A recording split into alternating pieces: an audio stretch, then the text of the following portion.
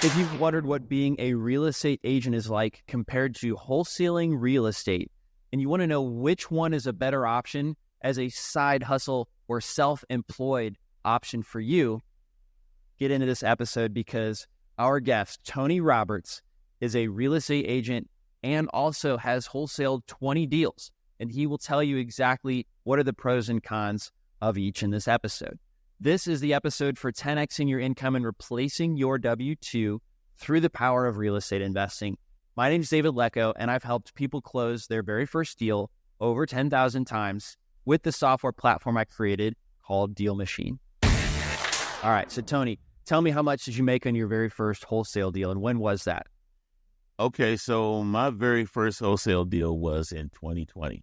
It was right after the pandemic began. It was pretty rough, but made $7,500 on that one. And I was actually JV partner with someone else who had a little more experience with wholesaling. They had some marketing going out and everything like that in place. So I was really happy to be able to join up with them and kind of get a fast track. Wow, that's fortunate. Yes, it's fortunate and smart that you partnered up with somebody who really knew what they were doing. That's fantastic, man. How did you, what were you doing before you even went into wholesaling? So I was, right when the pandemic hit, I was a car salesman. Got it. But before that, I was a real estate agent for 6 years, and did a ton of deals as a realtor. But so that made me realize like what wholesaling was when I first heard about it.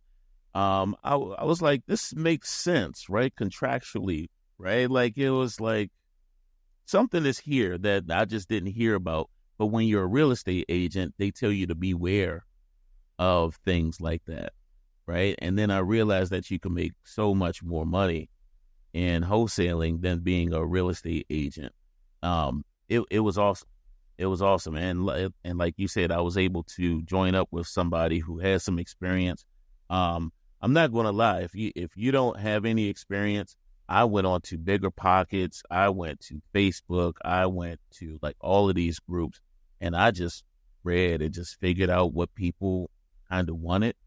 And then I just reached out to my partner. Her name is Melanie, and we just connected immediately. You know, I had sales experience. She was behind the scenes, great at marketing, and it just clicked automatically. So your partner, you have a business partner now?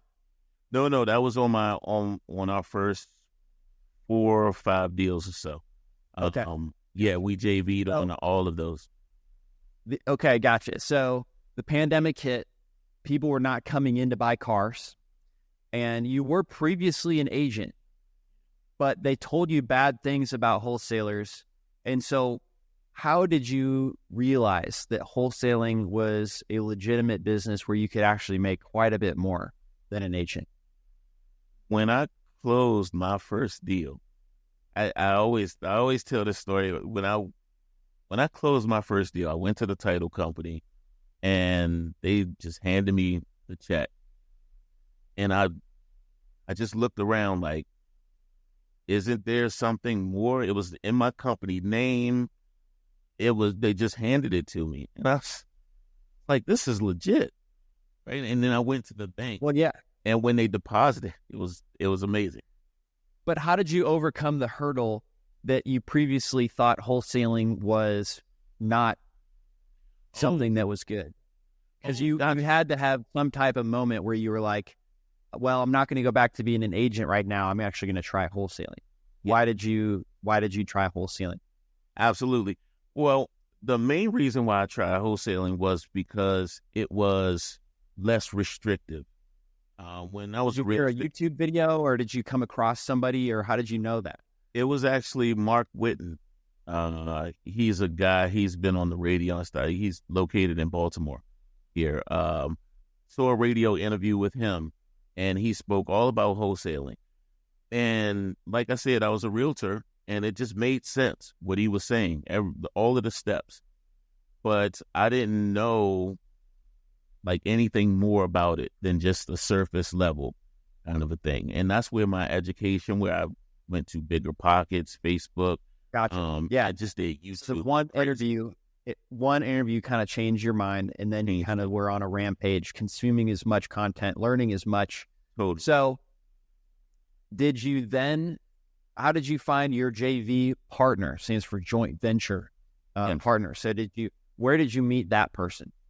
So funny story. When I was searching on Bigger Pockets, I was just like absorbing this information, commenting, and I was looking for people in my area, in the Baltimore, Maryland area.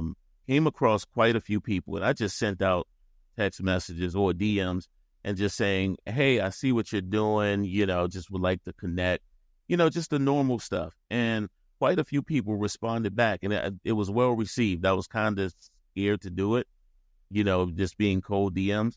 And then my partner, Melanie, she reached out. She said, let's talk.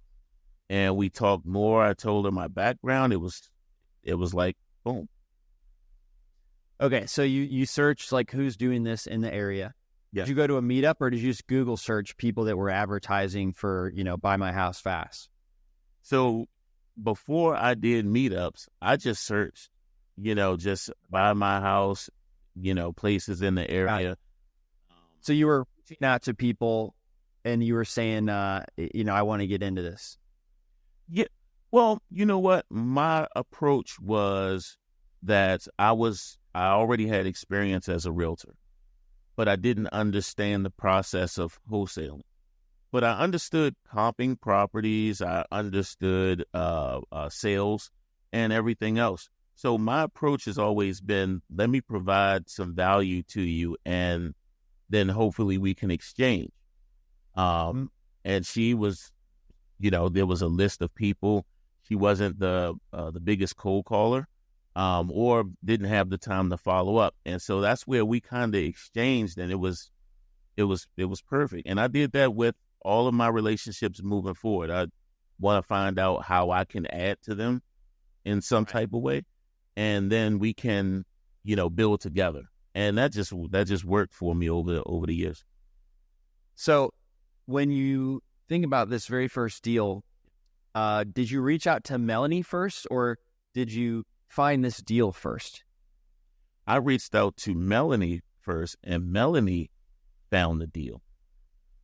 Right. And she was talking to the gentleman, but he was a little rough, right, with his language. And so I said, I love those type of guys. Let me talk to him. I can talk his language. And we met, right there at his house. We signed paperwork right there on his trunk. But when we met, when we met, it was like, I just approached him like anybody else. And I said, hey, what's going on? And it was very smooth flow. I didn't see what the problem with him was until a little later. Then he kind of let his guard down. And he wasn't the easiest person to deal with. But because that's, I like that. So she brought the deal. I was able to close him down and kind of manage, handle him until the closing. So that worked perfect. Okay. So how did Melanie get this guy to call into her in the first place? Wow. So one thing about Melanie was she had the website, she was texting, and she had a cold caller at the time. So okay. What was she texting and cold calling? She was vacant homeowners. Okay, so she got she figured out what homes were vacant. Yep. Like you can get that in DealMachine, for example. She exported it. She imported it to a caller and a text platform, and she had people reaching out that way. So then they would call back in, and then she's like, man, I have this difficult guy on the phone. Would you want to try and close him? Yeah, she was like, she talked to him a couple of times. She knew where the property was comp-wise, and that's where we kind of first started. So she was like, I think this guy's being unreasonable. We checked the comps together. I said, this seems right, from my world, from my experience. And she agreed. And then when she talked to him again, she was just like, this guy is just, he kept cutting her off. He would talk really fast and everything and she just wasn't about that. I mean, it's tough. It's tough making cold calls for sure. Yeah. You have to have thick skin. Yeah. People are upset, but oftentimes they still also do need help. So it sounds like that's the situation of this guy. So she kind of passed off this difficult lead that sounded like she might have just thrown away because he wasn't easy to deal with. So how did you pick things back up? You gave him a call and you said, hey, you talked to my friend Melanie, and then where'd you go from there with the call? Yep. I said, hey, you spoke to a friend of mine, Melanie. We're interested in that area. Just catch me up to speed. That's kind of how I start all of my calls. I want them to kind of give me as much information as possible. Once he told me what was going on, the house had been vacant. There was a tenant who was there. They didn't treat the place well. And I just did so it's a old thing that I use. It's a feel, felt, and found. So I just, I feel what you're saying. I've felt the same way, but I found that if you do X, Y, and Z, that would alleviate your problem kind of. And so I believe that when he kind of expressed the tenant problem with other people, he wasn't heard, and so I just sat back, listened to him. Oh man, that's terrible. What else? Do you want to rent again? That's always possible. And he just flat out turned that down. And I said, do you want to fix it up and sell it? Didn't want to do that.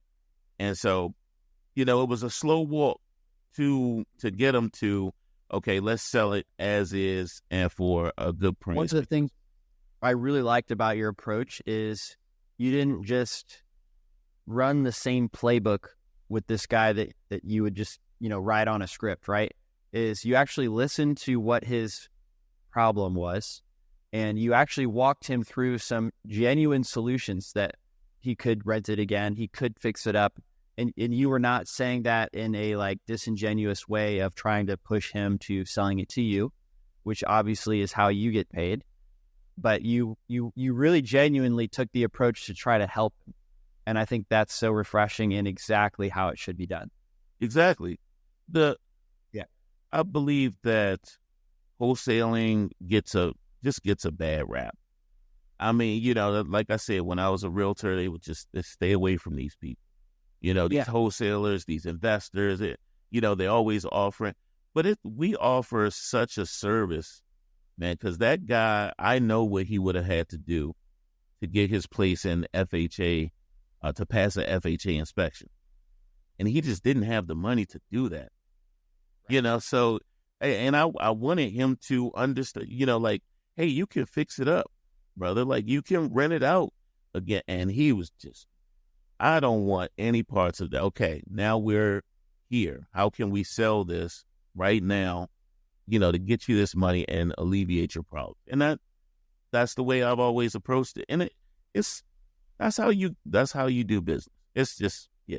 Hey guys, if you want to quit your job in the next 3 months, make sure you're subscribed to this podcast because we've got some incredible frameworks with step-by-step instruction that you're not going to want to miss.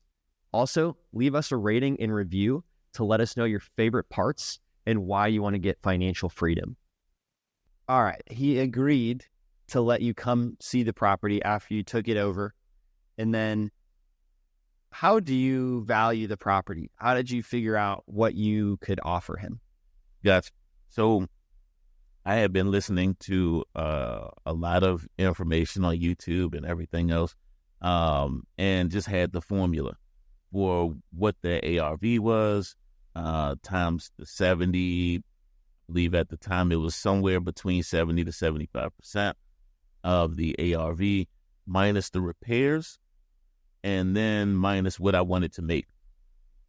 The repairs were tricky because I was new.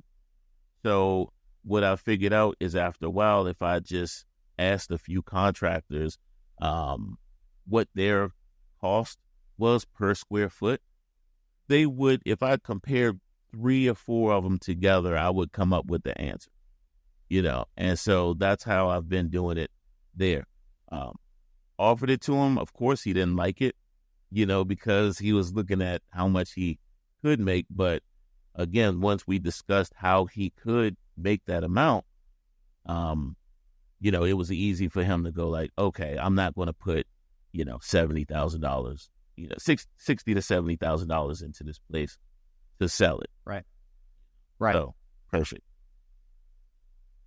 And so, yeah, how did you figure out? I mean, I know you're a real estate agent before, so you could figure out the after repair value when you comped similarly sold properties, and you knew how to do that. Oh, but they don't really tell agents how much it costs to fix properties up. So how did you know that? So at first it was a lot of stumbling, right? What I got from it was one YouTube video was they do cost per square foot. And so that's what I started asking, right? I started asking. Cost. It was so it was $50 to $55 per square foot. Yeah, I think that's pretty reasonable. And I just recently did a house that was higher end, ended up being like $72 per square foot. So that's like, tiling the bathrooms and having granite countertops. So it's like higher end than a rental, right? But I think if you're doing like a rental grade, 50, it seems like a decent estimate. Yeah. And these are places mainly in Baltimore. So the prices of these places are, I would say, anywhere between, let's say fixed up, right? It's going to be like 120 to like 220, 250, somewhere around there. So it ranges. You're not going to put, well, they do have to put like some really good stuff into some of these places because of the air that they're in. But by doing the square footage, what I found out, Dave, is that when I approach it in the square footage type of way, because I've tried it the other way where you just say, oh, well, my contractor thinks it's going to cost $80,000. The response that I always got was that they had somebody who could do it cheap. But of course, right. They would always say that. Right.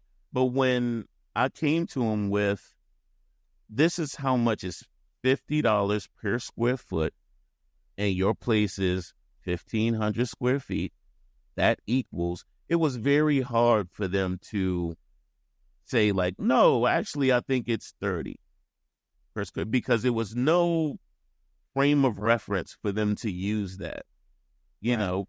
But if I just said, a roof costs 10, they would say, no, it costs 7. And I'll say this too, having done 15 total renovations, I am guilty myself of thinking I can find somebody who will bid me for that really low price. But dude, there's always a surprise. There's always some reason why they can't finish it on time. The longer it takes, the more expensive that is for me, because I'm borrowing money to do the rehab. So it costs money the longer the project takes. And so, of course, in the ideal world, you'd always want to think, well, I could do it for cheaper. But in the long run, what I've noticed is there's always actually something else that's surprising and costs more, like a sewer line that costs $7,000 to replace. Yeah, you got that right. And that's why I'm pricing it for my end buyers, right? In that way, the whole time I just ask people, right? Just what does this cost? What am I looking for you? And then I try to bring that to them using their same formulas and everything, and it works. Really, really encouraging to hear that your dollar per square foot is received well to the seller. I haven't actually used that to communicate with the seller, so that's a really cool tip I'm taking away from this as well. Now, I wanted to know, when you talked to Melanie and before you worked this lead, had you guys put together a JV agreement before, or did you guys just have like a handshake trusting deal that you guys would split 50-50? Yeah, so the way that it started was just a trust, hey, let's just go over there, lock this thing down, get the contract. And then once we got the contract and then title started getting, asking some questions, we were like, okay, well, now we're going to have to get an official JV deal and all of that stuff. And I knew enough about addendums and everything like that where I knew that wasn't out of the question to submit later, But the main thing was just getting the contract first and getting that experience, talking to somebody off market. Got it.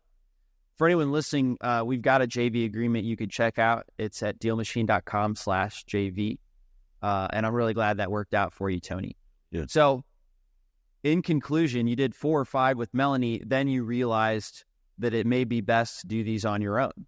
Well, no, actually, so What? Melanie is actually, she's RVing all around the country right now. So, Oh, cool. yeah, so she sold, For her. yeah, she sold her place and was like, I just want time with the family. And they've been on the road for 2 years now, just back and forth all over the place. And I see pictures all the time. So it's awesome.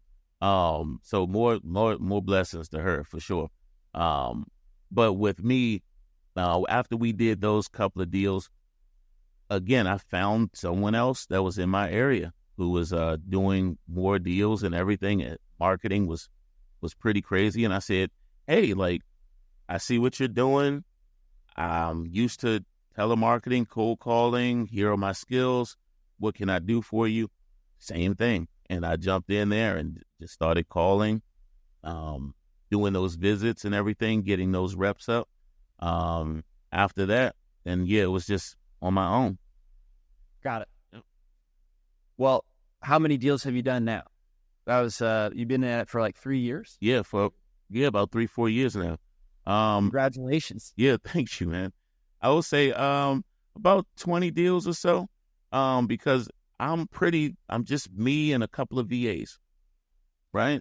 So everything with me is I do a couple of deals every year. Well, not a couple of deals, but I do enough to feed the business and to spend time home with the family and not have to punch a clock, really. I still wake up 7 o'clock. I get to it, and I'm in here calling and everything else and driving for dollars, all of that stuff until about 7. But it's still on my time. So I like that a lot. Man, that's amazing to hear.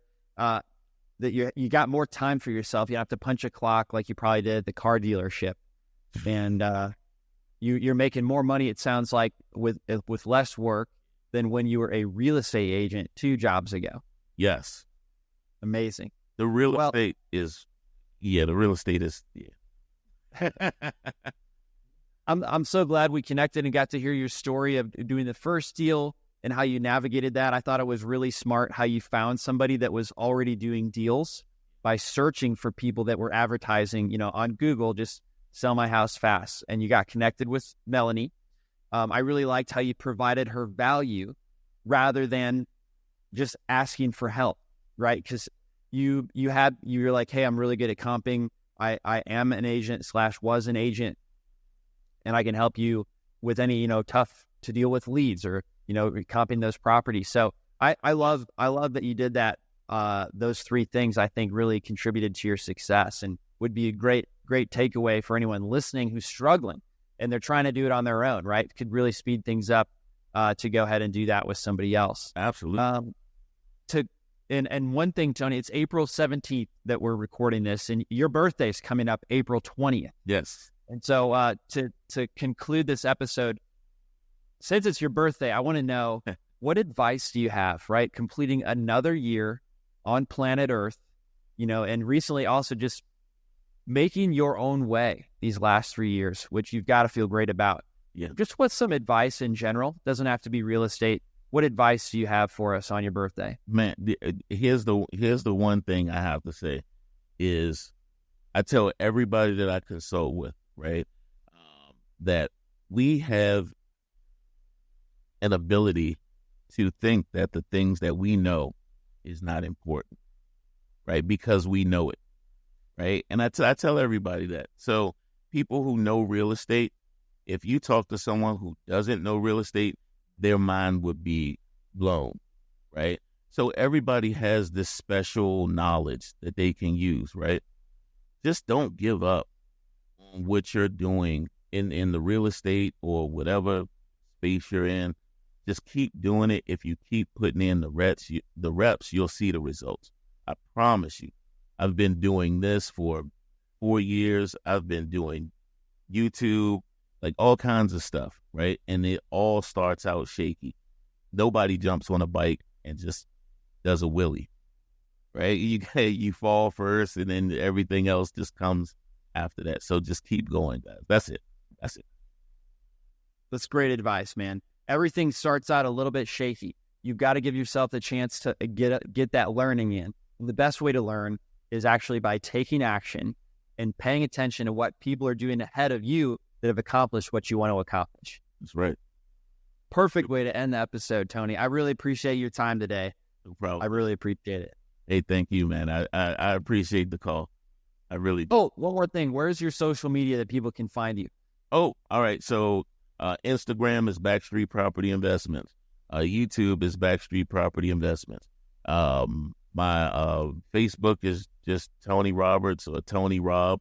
You can find me there, and Backstreet Property Investments there too. So look for me. Yeah. Amazing. Backstreet Property Investments. Thanks, Tony. All right. Thanks for listening to the DealMachine Real Estate Investing Podcast.